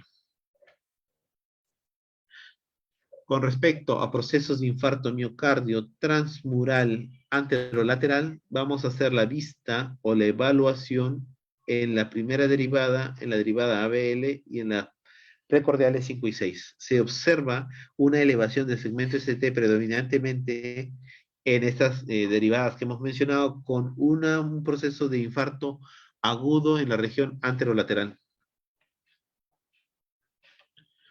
Con respecto al infarto de miocardio en la pared anterior de manera crónica, esto está diagnosticado por un proceso de, inicialmente por un proceso de caída en la cual vamos a ver ondas Q muy profundas y que van a ser predominantemente apreciables en las derivadas precordiales. En este caso, vamos a observarlo tanto en la precordial del 1 al 4. Vamos a observar también que el electrocardiograma nos va a poder permitir identificar qué segmento o qué área topográfica del corazón estábamos mencionando. Los infartos anteriores vamos a utilizar únicamente la precordial 3 y 4, los cuales nos van a permitir determinar la región anterior del corazón para poder saber cómo se encuentra la disposición de las ramas septales, de en sí propiamente las arterias descendentes anteriores, las arterias diagonales, las arterias confluentes. Aquí vamos a observar lo que existe en un proceso de elevación del segmento ST en caso de un proceso de infarto anterior. Con respecto a un infarto septal, se debería utilizar la vista a través de los precordiales 1 y 2, y estas van a evaluar propiamente lo que es la parte de la perfusión de las arterias diagonales y de las ramas septales. Hablemos con respecto a lo que es lateral alto. Se observa a través de la primera derivada y la derivada ABL, donde se observan un proceso de supradesnivel con unas ondas T picudas. Y en el lateral bajo, lo que se va a encontrar es a través de la quinta y sexta precordial. Se caracteriza por una inversión de la onda T, un supradesnivel del segmento ST. Infartos de la región o de la vista diafragmática. Debemos tener en cuenta que es una cara anteroinferior o diafragmática. Se visualiza a través de la segunda derivada, tercera derivada y la derivada ABF. Van a observar únicamente la arteria relacionada a la parte diafragmática o la base del corazón. el infarto inferior van a utilizarse las ventanas de la segunda derivada, tercera derivada y la derivada ABF. Localización de los infartos. Si es un infarto septal, se observa a través de la primera y segunda precordial. Si es un infarto anterior, tercera y cuarta precordial. Si es un infarto lateral alto, derivada 1 y ABL. Infarto lateral bajo, se observa precordial 5 y 6.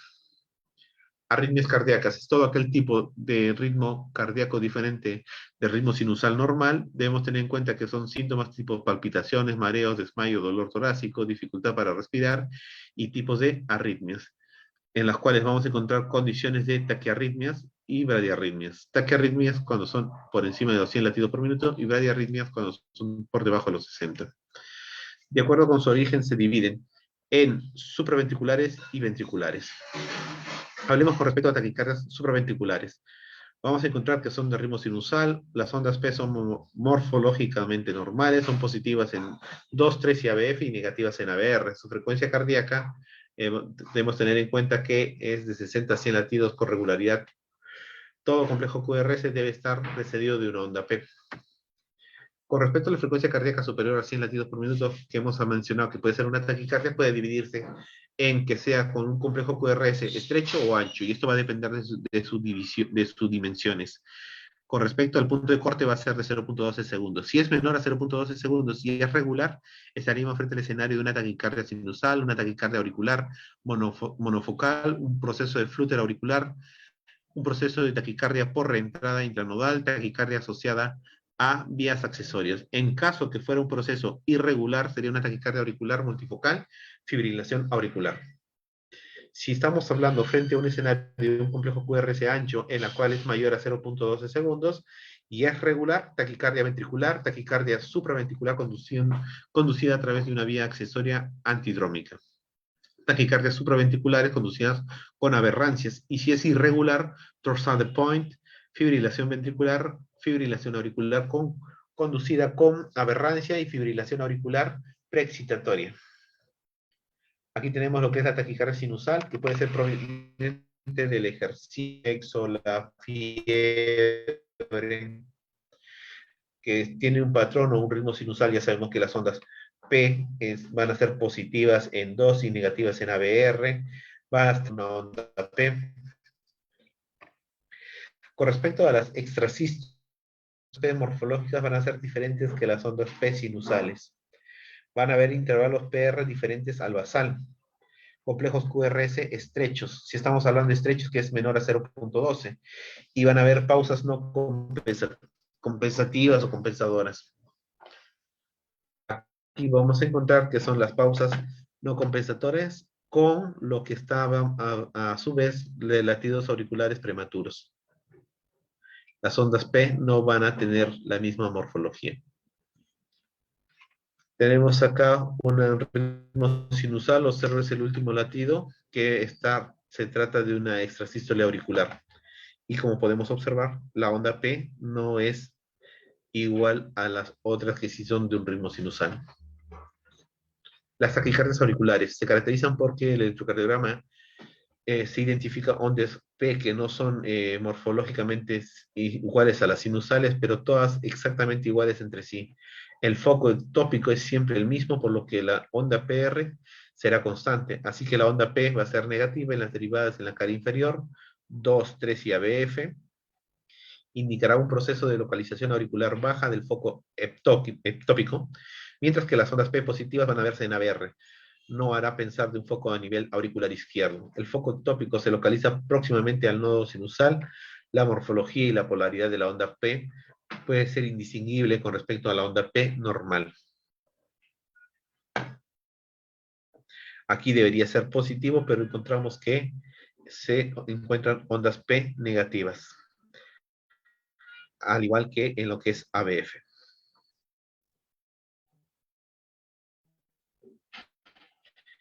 Fibrilación auricular. No existen ondas P. La línea basal se sustituye por una ondulación sutil, irregular y rápida, conocida como ondas F. En la fibrilación auricular no existe un foco concreto de descarga, sino que el impulso eléctrico se genera por la presencia de múltiples frentes. Esta arritmia irregularmente irregular, es decir, no solo observaremos que los intervalos R y R son variables, sino que dicha irregularidad no sigue un patrón concreto. Como podemos encontrar, no son propiamente unas ondas P y tienen cierta morfología distinta a la onda P. Flutter auricular. Podremos identificar esta arritmia por frecuencia auricular aproximadamente en 300 latidos por minuto. No observaremos otras P, ya que el flutter auricular se produce por un mecanismo de macroentrada a través de los istmos cabo-tricuspidio. Va a ser muy rápido, de forma que inhibe la actividad del nodo sinusal. Las ondas de activación auricular forman la típica morfología en dientes de serrucho y se visualiza mejor en las derivadas 2, 3 y ABF. Como podemos observar, aquí tenemos los dientes en serrucho en 2, 3 y ABF, característico del flutter auricular. Taquicardia ventricular. Debemos tener en cuenta que las arritmias ventriculares, las extrasístoles ventriculares específicamente, sin onda P precedente, complejo QRS ancho superior a 0.12 segundos con morfología de bloqueo de rama derecha o izquierda. Hay pausas compensatorias.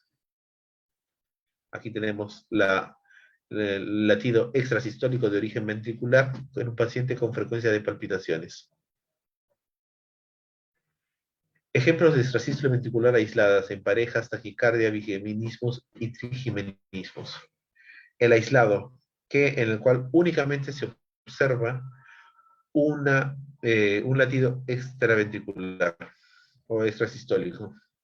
En pareja existen dos continuamente, pero vuelve otra vez a la normalidad. En la taquicardia está normal, hay un proceso excitatorio, aquí podemos ver en cuadros de Wall-Parkinson-White, por citar un ejemplo, se inicia la taquicardia, pasa el proceso excitatorio y retoma la normalidad. El bigeminismo es que existe cierta reciprocidad o latencia en la cual pueden ir presentándose. El trigeminismo igual, si acá en bigeminismo hablamos de 2, en el trigeminismo hablamos de 3. Taquicardias ventriculares. Se hablan de 3 o más impulsos ectópicos que se originan por debajo de la bifurcación de las de His a una frecuencia mayor de 120 latidos por minuto, que se les llama taquicardia ventricular. Cuando tarda por lo menos 30 segundos o el ritmo conlleva a un colapso hemodinámico que requiere cardioversión eléctrica. Se llama taquicardia ventricular sostenida. No sostenida cuando termina en forma espontánea antes de los 30 segundos y no colapsa el paciente.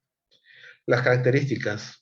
Hay un proceso de sucesión de latidos ventriculares más de 3 seguidos, una frecuencia cardíaca que puede estar relacionada entre 130 y 250 latidos por minuto.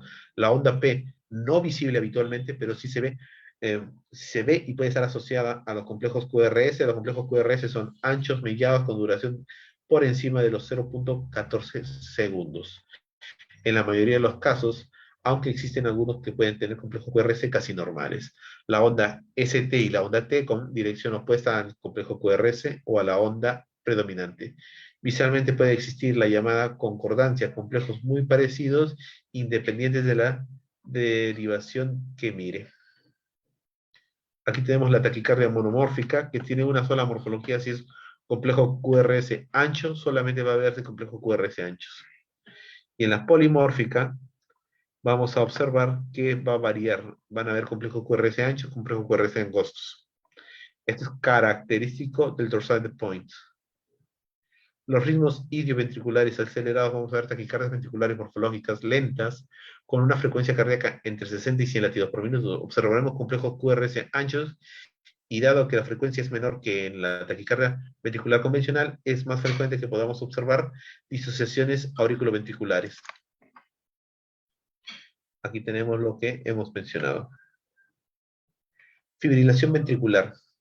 En el electrocardiograma observaremos actividades ventriculares absolutamente irregulares y desordenadas. Sin un patrón fijo podemos visualizar ondas anchas irregulares, aberrantes y polimórficas, u ondas de bajo voltaje, irregulares entre las cuales no es posible identificar los complejos QRS normales. Hablemos con respecto a la pericarditis. Hay que tener en cuenta que es idiopático en el 80%, generalmente se debe a procesos virales tipo los Coxsackie tipo A, proveniente de lo que son enfermedades de faringitis, y los Coxsackie tipo B, que van a afectar únicamente al corazón. Se va a desarrollar el síndrome de Dressler, está asociado a procesos como tuberculosis, insuficiencia renal crónica, neoplasias pulmonar y de mama, enfermedades sistémicas autoinmunes, tales como el lupus eritematoso sistémico. Las clasificaciones de pericarditis pueden deberse a agudas, recurrentes, incesantes y constrictivas crónicas. Las agudas comienzan de forma repentina, pero no dura más de 3 semanas.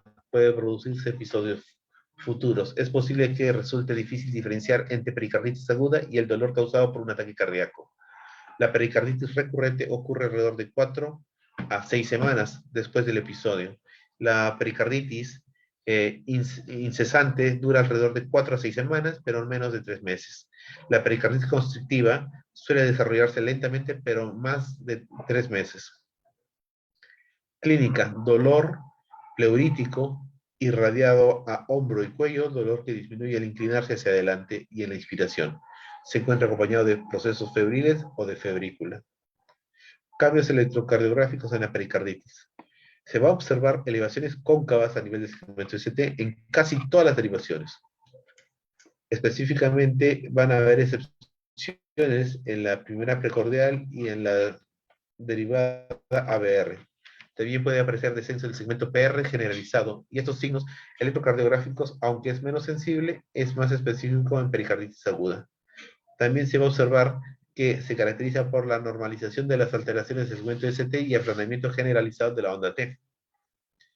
En el electrocardiograma se produce una inversión de la onda T en la mayoría de las derivaciones, sin aparición de la onda Q. Y por último, se observa normalización de la onda T y el electrocardiograma retorna a un patrón normal. Aquí tenemos lo que se menciona con respecto a lo que es el intervalo, a lo que es la normalización del intervalo y el crecimiento. Diagnósticos diferenciales con respecto a pericarditis y enfermedad de isquemia aguda del miocardio. Hay que tener en cuenta que en la pericarditis aguda vamos a ver que existe una elevación del segmento ST, que va a ser cóncavo hacia arriba. En cambio, en el infarto agudo va a haber una elevación del segmento ST, generalmente con cambios recíprocos. El intervalo PR a veces es en descenso con respecto a la pericarditis, y con respecto al infarto de agudo de miocardio, a veces es muy raro ver un descenso. Cambios evolutivos: en las 4 fases la onda T no se negativiza. En cambio, en el infarto agudo de miocardio, la onda T puede negativizarse con el segmento ST todavía sobrelevado, desarrollándose ondas Q. Trastornos hidroelectrolíticos. Vamos a ver las alteraciones a nivel del potasio, calcio y magnesio. Alteraciones del potasio sérico, vamos a ver que hay hipopotasemia o hipocalemia, hiperpotasemia o hipercalemia. Las actividades eléctricas caracterizadas dependen de los gradientes iónicos a nivel de la transmembrana, que va a estar representada por la conductancia de los canales iónicos. Alteraciones de las concentraciones eléctricas séricas afectando todas las fases potenciales de acción cardíaco. También asociados a electrocardiogramas pueden variar desde hallazgos incidentales y superficiales. Aquí podemos observar cómo influye en cada fase. Uno es la efusión de las bombas de potasio, la difusión de la bomba de sodio, de calcio, de potasio nuevamente en la fase 3, conjuntamente con las de calcio, y en la fase 4 únicamente las bombas de intercambiadores de sodio y potasio. Aquí tenemos con respecto a la correlación entre el potencial de acción y el electrocardiograma de superficie. Podemos observar que en el nodo sinusal únicamente está en la fase 0 y la fase de ingreso de calcio.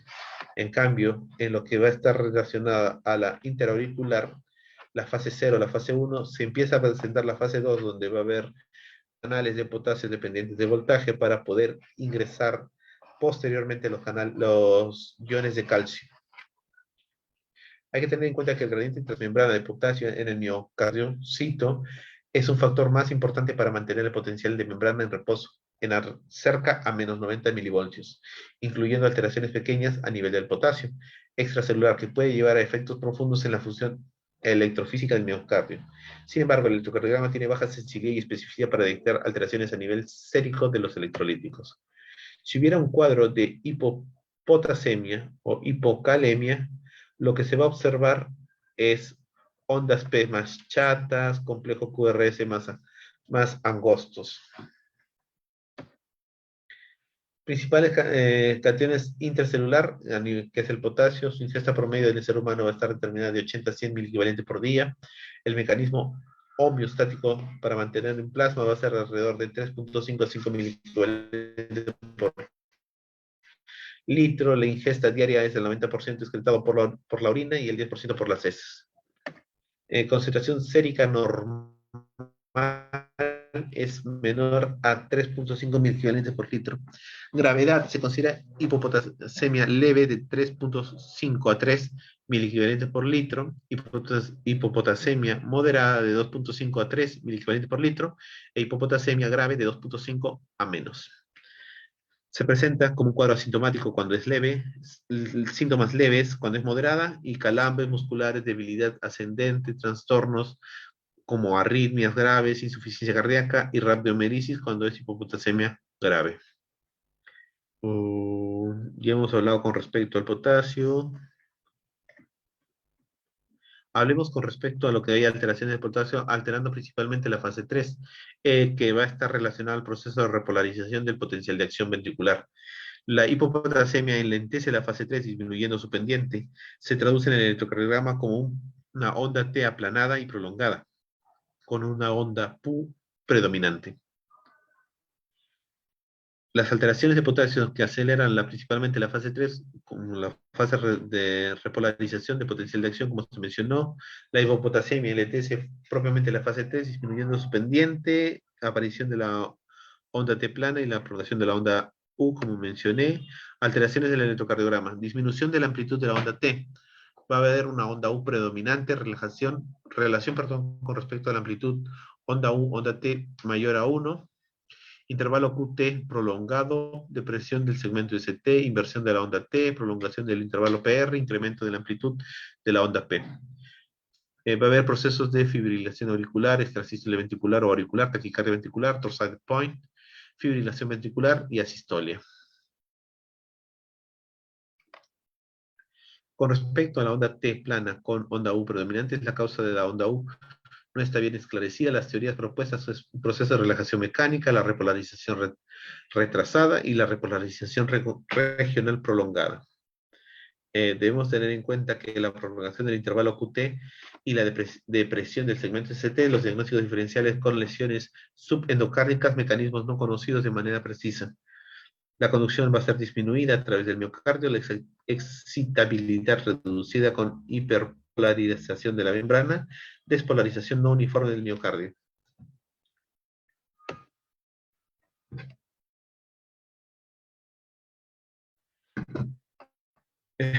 Entonces, eso sería con respecto a las que son las clases de lo que hemos mencionado de electrocardiograma. Ya daríamos por concluido, nos está faltando únicamente las causas de hiperpotasemia, como mencionamos, cuadros de acidosis, debido a enfermedades renales crónicas y agudas, en las cuales vamos a ver suplementos de ondas Q, en los cuales necesitan un mayor reporte de incremento. Las pseudo hiperpotasemias van a ser debido a procesos hemolíticos, la deficiencia en la resistencia de la insulina. Vamos a ver que está relacionado a la insuficiencia renal, insuficiencia de las hiejas, perdón, de los ARAS2, las transfusiones de los aportes incrementados y el enfriamiento de las muestras sanguíneas. Con respecto a lo que está relacionado a la hiperpotasemia, debemos tener en cuenta que se produce un enlentecimiento de la onda 0 a nivel del complejo QRS, y la onda P hacen ancho y se aplanan. Se observa también que vamos a encontrar ondas P picudas, complejo QRS anchos. Eso es característico.